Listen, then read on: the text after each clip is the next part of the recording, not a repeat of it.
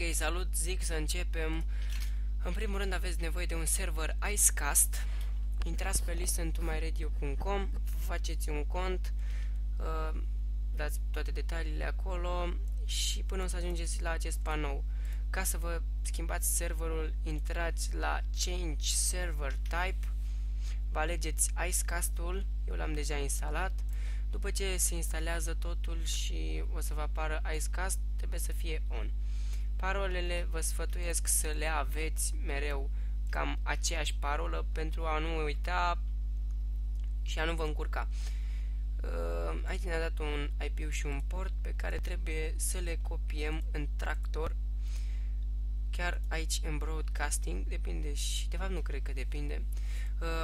HTTP la început, puneți datele acolo, vă dați seama, stream.ogg, iar la sfârșit combinate trebuie să arate în acest stil numai cu IP-ul și portul vostru.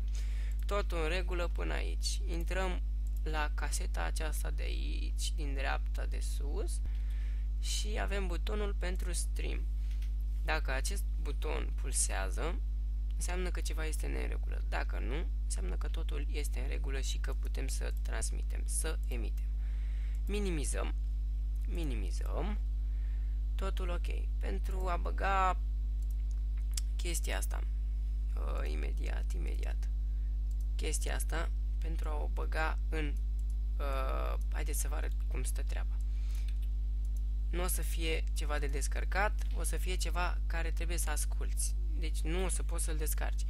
Tu iei frumos chestia asta, te duci pe internet, cauți orice radio, chiar și Radio Zuda, să poată fi ascultat în WinUp, intri în playlist Entry, iar chestia asta care ți apare ție aici, care ai făcut-o tu, o pui aici, exact cu aceeași extensie, OGG.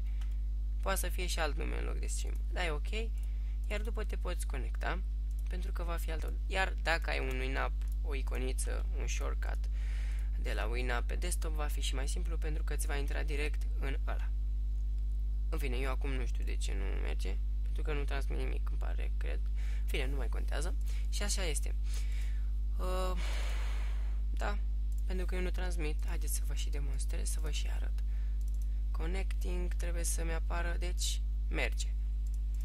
Acum vă trebuie acel plugin, cred că știți despre ce este vorba, dacă nu, scrieți nu soft shootcast și vă puneți datele de la radio, parola, schimbați, iar pentru a intra mai repede și pentru a face update, băgați un nume, nu știu cum vreți voi, cum vă numiți, dacă sunteți live sau dacă băgați un set orice, cred că vă dați seama, send update și s-a rezolvat totul. Ideea este simplă, mulțumesc că m-ați urmărit, poate voi mai veni și cu alte tutoriale. Ciao!